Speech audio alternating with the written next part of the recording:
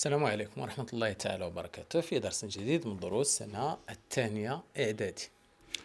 Ce cours d'aujourd'hui est la proportionnalité أو التناسبية. إذا غنشوفوا الدرس ديال التناسبية مرتبط بالسنة الثانية إعدادي. Donc, dans ce cours, on va voir la définition des grandeurs proportionnelles d'un tableau de proportionnalité et de coefficients de proportionnalité aussi. إذا غادي نبداو أولا نتعرفوا على المقادير المتناسبة أو شنو هما إمتى كنقولوا عن مقدارين بأنهم متناسبين. غادي نشوفوا أيضا التعريف ديال الجدول اللي هو متناسب والجدول ديال اللا تناسبية، وغادي نشوفوا أيضا ما معنى معامل التناسب. ثم ensuite on va voir la représentation graphique d'une situation de proportionnalité. إذا غنشوفوا أيضا في معلم كيفاش كنمثلوا وضعية ديال التناسب، وايضا كيفاش كنلقاو الاختلاف بينها وبين وضعية ديال التناسب. Et finalement, on va voir quelques applications de la proportionnalité. En l'occurrence, on parle ici de pourcentage. إذا غادي نشوفوا أيضا بعض التطبيقات ديال التناسبية اللي من بينها أيضا وكنتحدثوا هنايا على بالضبط كنتحدثوا على النسبة المئوية وعلاقتها بالتناسبية. إذا هذا فيما يخص الدرس ديالنا، وهذو هما المحاور ديال الدرس ديالنا اللي غنتحدثوا عليهم في هذا الدرس، ونبداو على بركة الله. Donc, on va commencer notre cours de la proportionnalité par le premier chapitre, reconnaître deux grandeurs proportionnelles. يعني كيفاش يمكن لنا نتعرفوا على واش جوج ديال المقادير واش متناسبين أو لا.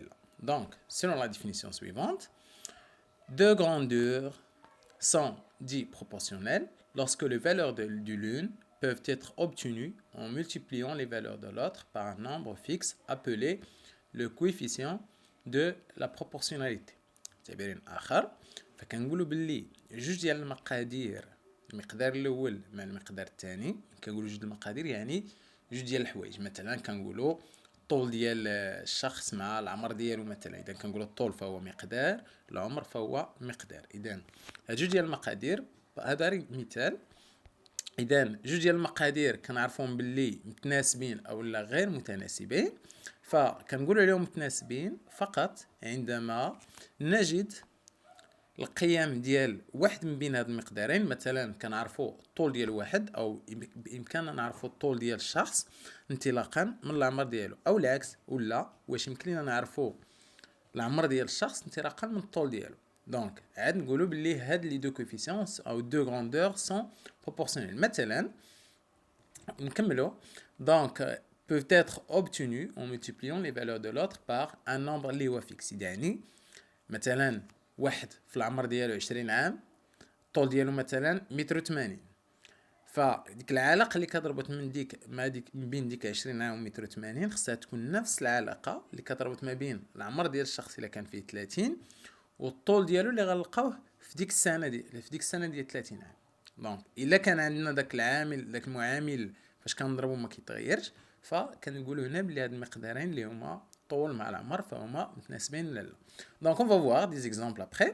Donc ناخذ هنا des exemples. Est-ce que le nombre de pièces par exemple 1 euro et la hauteur de la pile formée sont des grandeurs qui sont proportionnelles؟ bien مثلا la durée d'ouverture du robinet، يعني المدة ديال فتح الصنبور مع الحجم ديال الماء اللي كنحصلوا عليه.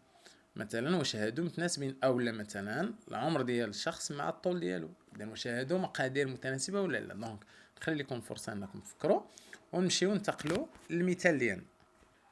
دونك ناخذ المثال سويفون ولا ليكزامبل سويفون دي طابلو دو بروبورسيوناليتي. يعني غادي نشوفوا واحد الجدول اللي هو او كنسميوه الجدول المتناسب، وردوا معايا البال في هذا المثال هذا. دونك ناخذ مثلا لو كا سويفون، ناخذ البروميير غروندور ولا المقدار الاول، فهو لو فوليوم ديال ليسانس. مثلا فهو الحجم ديال ليسانس او البنزين. مثلا واحد السيد عنده سياره ولا عنده دراجه ناريه مثلا كتخدم بالبنزين، اذا كيحتاج لواحد الحجم معين ديال البنزين او كيشري واحد الحجم معين ديال البنزين بواحد الثمن معين، وغادي نشوفوا واش هاد المقدارين اللي هما الحجم ديال البنزين والثمن واش متناسبين ولا لا. دونك vous suivez. فهاد السيد باغ اكزومبل الى بري 5 لتر، بويسكو هنا الوحده اللي خدينا هي لو لتر، وهنا لو بري بطبيعه الحال هذا ستان سوبور اوروبيان. دونك هنا كنخدموا بالاورو، يمكن حنا نسقطوا على الدرهم ديالنا حنا في المغرب. دونك هنا عندنا 5 لتر شراهم هاد السيد ب 6.5 اورو او 6.5 درهم. 20 دونك ناخدو بالاورو سي بلوتو ريزونابل، يعني ناخد لنا الدرهم. 5 لتر ديال البنزين ما يمكنش يكون كيساوي 6.5 في هاد المرحله بعدا. اذا 20 لتر شراهم ب 26 اورو، 30 لتر شراهم ب 39 اورو، 50 لتر شراهم ب 65 اورو. نفترضوا مثلا بان هاد السيد في المده ديال اسبوع وفي المده ديال 4 ايام هادشي اللي تقدم مثلا ديال البنزين. دونك اون فا فوار واش هاد المقدارين متناسبين ولا لا. دونك سولون لا ديفينيسيون اللي شفنا سابقا de grandeur sont proportionnelles si on obtient les valeurs ديال l'un des deux grandeurs en multipliant le premier par un nombre. دونك الا لاحظتوا مثلا ناخذ مثلا من الفوق للتحت هاد لو نومبر 5 باش نحصلوا على 6.5 بشحال ضربنا 5. دونك الا درتوا العمليه فغتلاحظوا بلي هاد 5 ضربناها في 1.3 باش نلقاو 6.5. اي دو ميم 20 حتى هي ضربناها في 1.3 عطاتنا 26. 30 ضربناها في 1.3 عطاتنا 39. 50 في 1.3 عطاتنا 65. اذا كنقولوا في هذه الحاله بما ان جميع اعداد السطر الثاني حصلنا عليها بضرب اعداد السطر الاول في نفس العدد، يعني هذا العدد هذا اللي 1.3 ما تغيرش لينا. اذا بما انه ما تغيرش في جميع الخانات في هذه الحاله كنقولوا بلي هاد المقدارين فهما متناسبين. دونك سو سون دو غراندور كي سون بروبورسيونيل. دونك فوالا لا ريمارك اون ريمارك 6.5 الا قسمتي على 5 كتعطيك 1.3 اكسترا اكسترا. اذا بما انه ما تغيرش هذا العدد في الخانات كلهم فكنقولوا بلي هاد لي دو غراندور سون بروبورسيونيل. الاشكال كيكون هو الا لقينا واحد الحاله مثلا متغيره، الا لقيتي غير خانه وحده مغيره ما كنضربوهاش في 1.3 باش نلقاو العدد الثاني، كنقولوا في هذه الحاله باللي الجدول ماشي متناسب او المقدارين غير متناسبين. دونك هنا اوغوزمون فهاد الجدول فهو متناسب لان ضربنا في نفس العدد اللي هو 1.3 ما تغيرش لينا. اذا ناخذ المعطيات او المصطلحات التاليه. فهاد المقدارين كنقولوا متناسبين. الجدول هذا كنسميوه جدول متناسب، وهذا العدد فاش ضربنا عدد السطر الاول باش نلقاو عدد السطر الثاني كنسميوه معامل تناسب. سي لو كويفيسيون دو بروبورسيوناليتي، هو لو كويفيسيون. لو كويفيسيون هو اللي كنسميوه معامل تناسب، وعقلوا هذا المصطلح. دونك سي لو كويفيسيون. اذا كيفاش كنلقاو هذا لو كويفيسيون؟ تو سامبلومون بالنسبه لجميع الجداول الا كانوا متناسبين فكنلقاوه بقسمه اعداد السطر الثاني على اعداد السطر الاول. 6.5 مقسوم على 5، 26 مقسوم على 20، 39 على 30. كنلاحظوا كلهم غيعطيونا نفس لو كويفيسيون دو بروبورسيوناليتي اللي هو 1.3. سي بون. دونك لا كونكلوزيون هنايا سي كو لو بري بيي est proportionnel au volume de l'essence، يعني بان الثمن المؤدى فهو متناسب مع الحجم ديال البنزين اللي تقدينا. Et le tableau ci-dessus est un tableau de proportionnalité et le coefficient de proportionnalité est 1,3 اورو بار لتر، لان الوحده هنايا فهي الاورو على اللتر، لان كنقسموا هذا ديال التحت او العدد السطر الثاني الى عدد السطر الاول، هادو بالاورو وهذا باللتر. دونك الاورو على اللتر. سي بون. اذا نتمنى انكم فهمتوا شنو هي التناسبيه وشنو هو الجدول المتناسب. ندوزو هنا نشوفوا ان اوتر اكزامبل ولا مثال اللي هو مضاد. ناخذ مثلا جوج ديال المقادير اخرين. ناخذ مثلا لو طون بار لو مينوت الى ديستانس باركورو اون متر، يعني المده الزمنيه بالدقائق والمسافه بالمتر. ديالاش؟ ديال une distance parcourue par un marcheur en fonction de temps lors d'une balade en montagne. يعني واحد السيد طالع الجبل وغادي نشوفوا واش داك الوقت اللي كيقطع بالدقيقه في المتر متناسب مع المسافه اللي كيقطع. ابو ترافي واش غيكونوا متناسبين ولا لا؟ بون نشرحهم من بعد بوركو. دونك ناخذ مثلا هذا السيد هذا ففي 3 ديال الدقائق قطع المسافه ديال 100 متر، في 5 ديال الدقائق قطع 150 متر، وفي 12 دقيقه قطع تمشى 300 متر، في 25 مينوت تمشى 400 متر. اذا هذا الجدول هذا واش جدول متناسب، وهاد المقدارين واش متناسبين ولا لا. دونك تو سامبلومون باش غنعرفوا فكنديروا كنقلبوا على داك معامل التناسب واش كاين عندنا ولا ما كاينش. اذا غادي نشوفوا القسمه ديال اعداد السطر الثاني على اعداد السطر الاول. دونك سي اون برون نبداو غير بهاد جوج الاولين. الا خدينا 100 مقسومه على 3 شحال غتساوي لينا؟ فإلا حسبتي 100 مقسومه على 3 غتعطيك تقريبا 33.333 الى ما لا نهايه. ثم الا خدينا لو كوفيسيون الثاني 150 نقسمو على 5 شحال تعطينا؟ هادي غتعطينا 30 ياك. اذا هادي عطاتنا 33.33 وهادي عطاتنا 30. اذا كتلاحظوا بان هاد العددين هادو فهما غير متساويين، كاين الرمز اللي هو تخالف. اذا الا لقينا غير جوج مختلفين فكنقولوا في هذه الحاله ما غنحتاجوش نشوفوا الاخرين، صافي لقينا جوج مختلفين هنايا. اذا كنقولوا باللي هاد الجدول سي با ان طابلو دو بروبورسيوناليتي، ليس جدول تناسبيه، وهاد المقدارين كنقولوا بانهما غير متناسبين. دونك نورمالمون فهادي باينه، لان واحد السيد اللي كيطلع مثلا مع الجبل ففي الاول من كيكون جاي اون فورم، يعني مازال ما دارش مجهود بدني، فكيكون جاي بالجهد، يعني كيكون طالع بواحد الجهد اللي هو كيبقى غادي ومجهد، يعني كيطلع في واحد كيضرب واحد المسافه اللي هي طويله في واحد المده معينه اللي قصيره، وقل قد ما غادي كيزيد في الوقت قد ما ديك المسافه كتقصر. علاش؟ لانه الجهد ديالو كيعيا. هذه نورمال فيزيكمون راه مقبوله. دونك هنايا كنقولوا بلي لا ديستانس باركورو ني با ici proportionnel au temps de la marche et le tableau ci-dessus n'est pas un tableau de proportionnalité. اذا بما اننا كنلقاو هذا ليس جدولا متناسبا فكنقولوا بلي ما عندناش هنايا معامل ديال التناسب وما كاينلاش غادي نبحثوا عليه. سي بون. يلا ندوزو دابا لو دوزيام شابيتر. دونك لو دوزيام شابيتر كونسيرن لو غرافيك. اش كنقصدوا بلو غرافيك؟ يعني تمثيل ديال الجدول المتناسب ولا غير متناسب في معلم.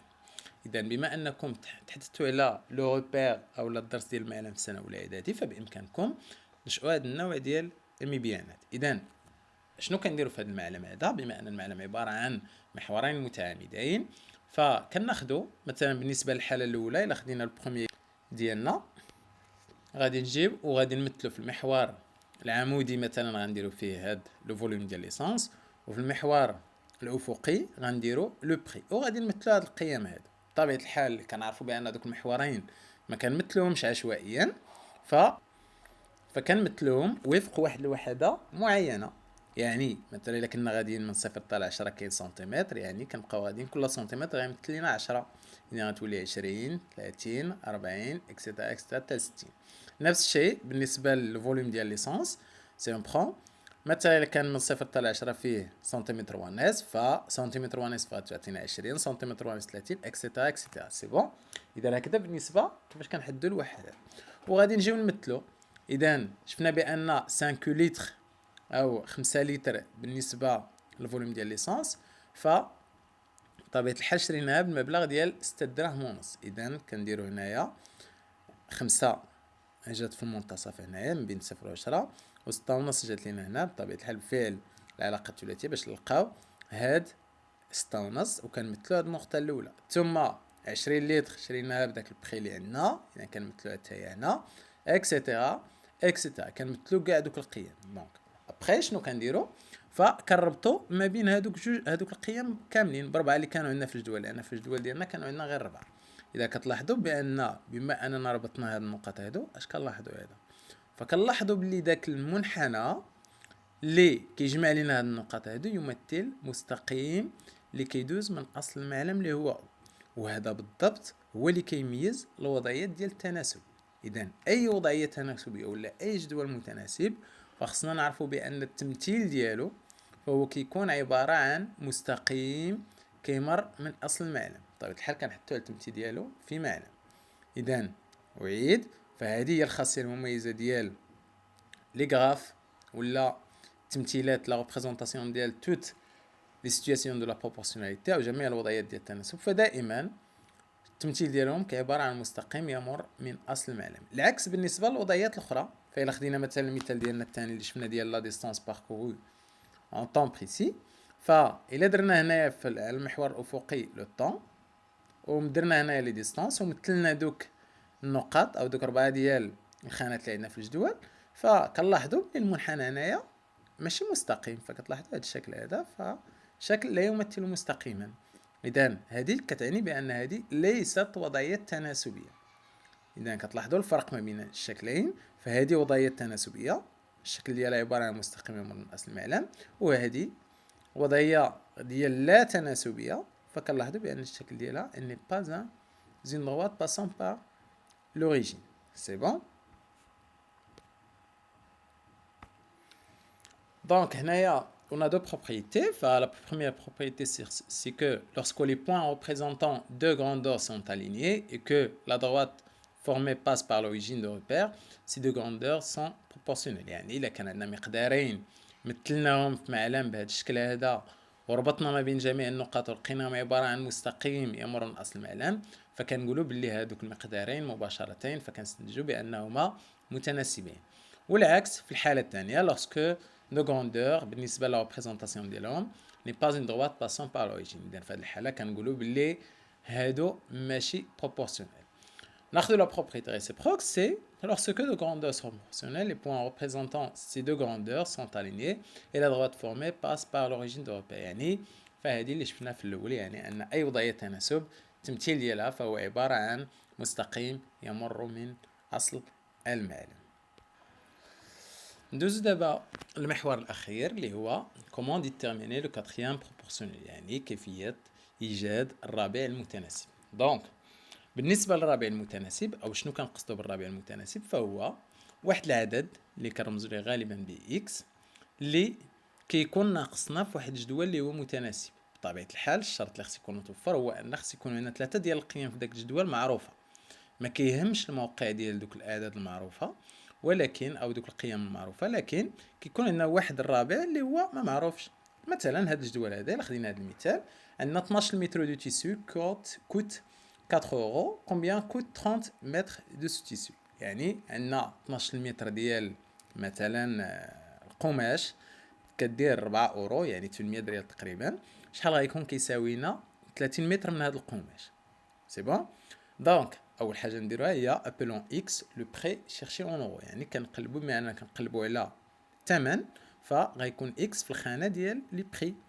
اذا عندنا 12 كنديروا جوج ديال لي غروندور، بطبيعه الحال هنا كنعرفوهم بانهم متناسبين، ماشي بحال مثلا شي ماتش اللي كيقول لك كيلو ب 60 جوج ب 100، فهذيك ماشي وضعيه تناسبيه. ولكن بالنسبه مثلا هذا البائع ف كيخدم بوضعيه ديال التناسب، يعني 12 متر غدير 4 ديال الاورو، 30 متر حتى هي راه علاقه مع 12 وهذا 4 اورو، يعني ما كينقص لك والو تو سامبلومون. دونك شنو كنديرو في البروميي غروندور لا لونغور دو تيسيون متر، يعني 12 متر، وفي التحت كنديرو لو بري اون اورو، كنديرو هنايا 4. دونك 12 متر ب 4 اورو، 30 متر خصنا واحد اكس، كنقلبوا على هذاك الثمن شحال. اذا بطبيعه الحال كيفاش غادي نلقاوها؟ بما ان وضعيه تناسبيه كنعرفوا بان الجدول خص يكون فيه واحد معامل ديال التناسب، ياك اللي كنتقلوا به من اعداد السطر الاول لاعداد السطر الثاني.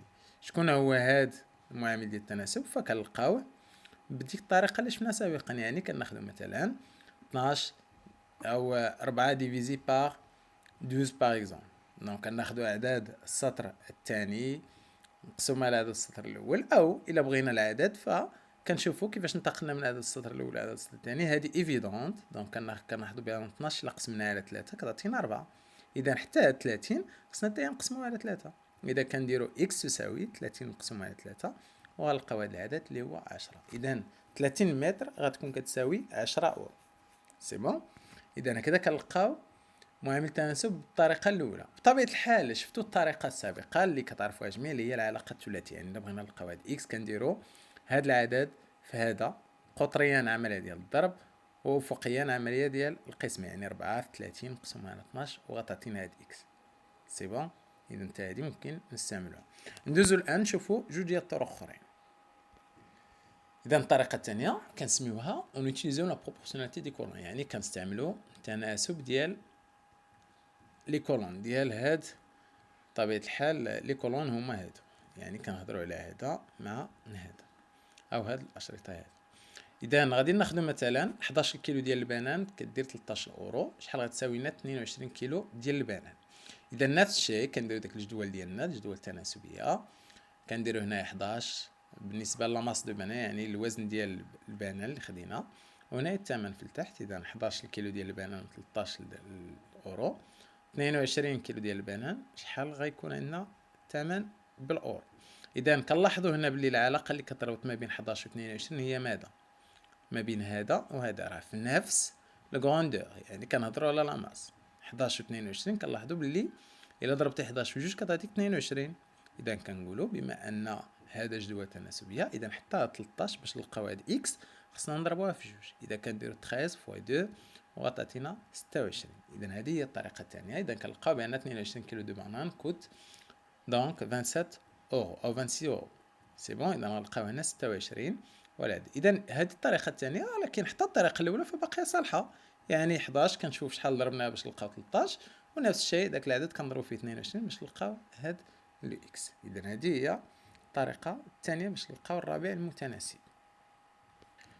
وبطبيعة الحال ممكن ناخذ الطريقة الثالثة حتى هي، يعني مثلا ناخذ هنا النومبر دو بيرسون، عدد d'après le tarif ci-dessus combien de familles de 7 personnes doit-elle payer pour entrer dans le musée. إذا هاد شي ناس، واحد العائلة بغات تدخل لواحد المتحف وكيشوفوا الأثمنة باش غادي يدخلوا، مثلا بشحال غادي يدخلوا بسبعهم. إلا كان هاد لا فامي فيها 7 ديال الناس، علما بأن 2 الناس كيدخلوا ب4.6، 5 الناس كيدخلوا ب11.5، إذا 7 ديال الناس بشحال غادي يدخلوا.